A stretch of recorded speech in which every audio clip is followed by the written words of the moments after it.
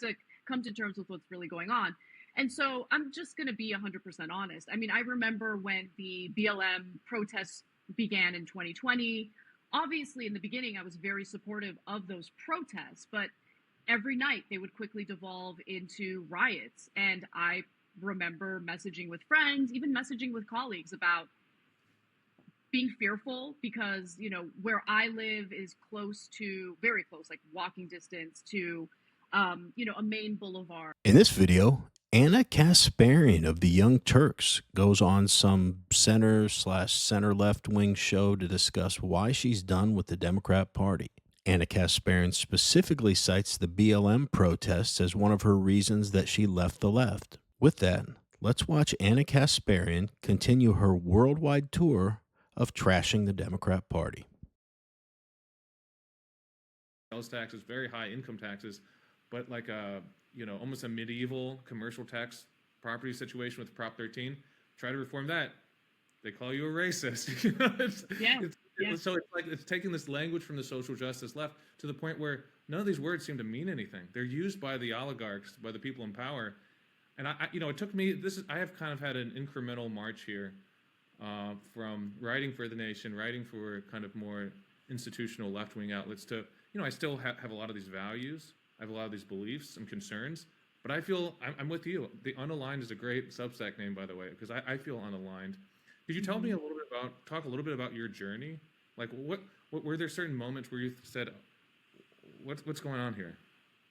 So a lot of different things happened. And, I think there's this misconception that a few things happened to me personally, and that was all it took for me to, have a reactionary response. And that is not the case. Those personal things that happened to me forced me to come to terms with some very real flaws that I was seeing on the left. But honestly, I think that if you like watching videos like this one, like and subscribe. We'd really appreciate it. Let's get back to the video. I was just trying to avoid it, pretending like these issues didn't exist. And then once those issues slap you in the face, you really have no choice but to come to terms with what's really going on. And so I'm just going to be 100% honest. I mean, I remember when the BLM protests began in 2020. Obviously, in the beginning, I was very supportive of those protests, but every night they would quickly devolve into riots. And I remember messaging with friends, even messaging with colleagues about being fearful because, where I live is close to, very close, like walking distance to, a main boulevard where a lot of the rioting took place. And on one hand, here I am in my personal life, seeing the injustice of all of these small, in my community, Latino-owned businesses being completely crushed. They lose everything, right? And of course, there's this BS excuse of, oh, they have insurance, who cares, right? Yeah. But no, it's not that simple, okay? But, watching my own community fall apart and then going on my show, and if I'm completely honest, like terrified of even bringing any of that up because Yeah, I think that's something we all know about progressive audiences like TYT's audience or any of these dumb progressive shows. They really are a big part of that cult that doesn't let you have opinions that diverge at all from what they believe. And I think an audience on any channel in the political space, whether it's right wing or left wing, if you start to stray away from the core values of that ideology, you are going to start to get criticism and maybe lose some viewers. But it seems like the sensitive snowflake progressive audiences have a hair trigger, like they're almost waiting for you to slip up so they have yet another person to attack. I don't know how you'd structure it exactly, but that would be an interesting study to take large groups of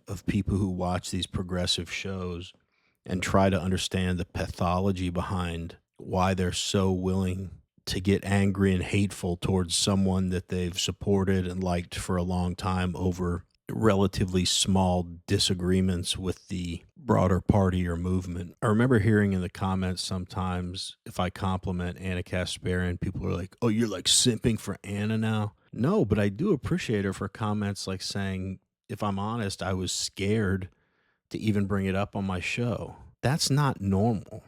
Hosts shouldn't be scared to express concerns about their party. If anything, it's highlighting something that maybe the party needs to work on or figure out why they behave a certain way. But that's why, compared to these other progressive hosts, I find myself complimenting Ana Kasparian a lot more, is because as sad as it is that I think she believes all the ridiculous progressive stances she takes, especially in, the last year or so, she's had no problem with being honest about how ridiculous some of the things she sees within the Democratic Party are.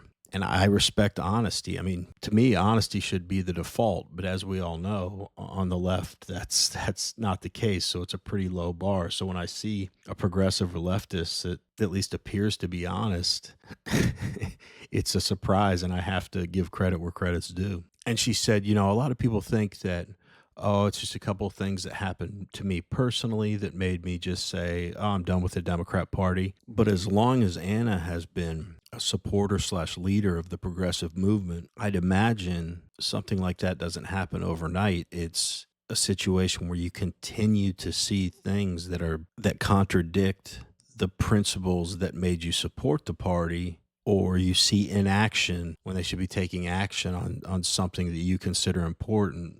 Or in your head, no matter how you spin it, you have to acknowledge, wow, they just lied about X, Y, and Z.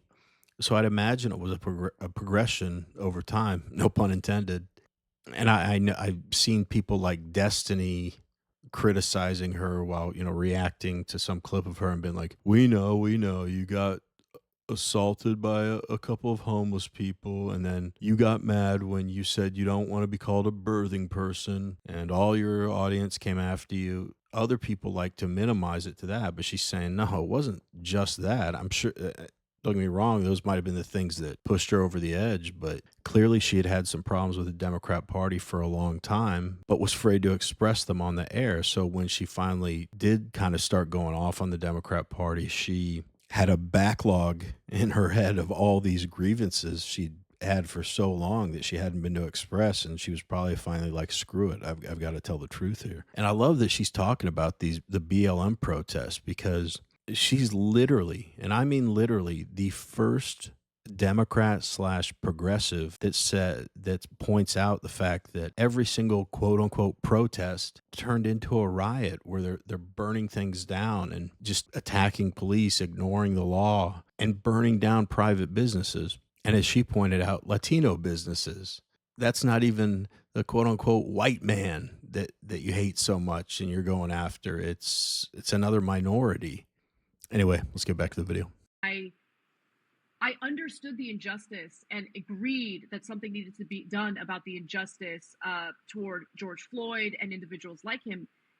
But I was also terrified that if I brought up things like riots, I would automatically be assumed to be some sort of hateful bigot or racist. And I'm just not. I just see the damage that's being done to my community and communities across the country as all of this is going on.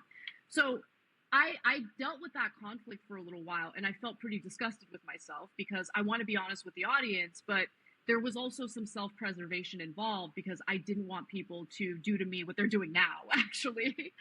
And then finally, it just got to a point where I couldn't take it anymore.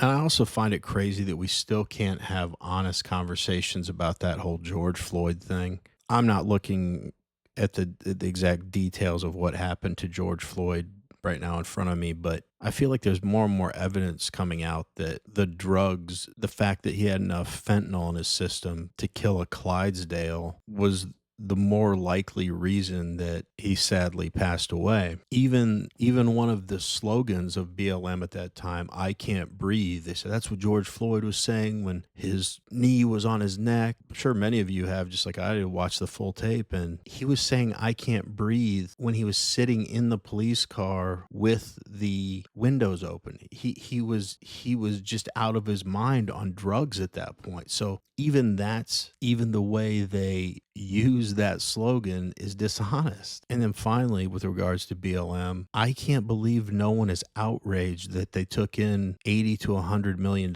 in donations and not a cent of it went to George Floyd's family. None of it went to help the black community at all. And their founder has whatever it is, 5 or 6 houses, ironically, in the devil, white people's neighborhoods, and they call them like, meeting spaces and stuff like that. And again, when they dug into the accounting, they were paying outrageous money for services to their own family members and stuff, this Patrice Cullors. I feel like all that information came out and no one that supported it would say, wow, I got duped, because I think it's one of the biggest scams, along with what happened during the pandemic, perpetrated on the American people. And another thing that should be studied, because it is a great example of self-preservation and groupthink and fake outrage, because I wish we could know the percentage of people that just said, oh yeah, I support Black Lives Matter, because they were scared that if they didn't, they would, like Anna said, be called racist or bigot or whatever it is. Anyway, let's wrap up the video. Like, I saw what was happening and I needed to be honest about it. Obviously, things happened to me as well. But more importantly, there was a disconnect between progressive policymakers and legislators and what their constituents wanted. And they just ignored their own constituents. A perfect example is Representative Ilhan Omar from Minnesota. So her district demanded that they do not defund the police. Okay? The Black community said, we don't want you to defund the police. There is a higher crime rate. We are worried about it. We do not want you to cut funding for police. The vast majority of them did not want that. Okay. Ilhan Omar went forward with advocating for defunding the police anyway. And I was just like, okay, well, who are we representing here? Are we actually representing marginalized communities, or are we just representing what our cause believes to be right, despite what those communities desire? Another example.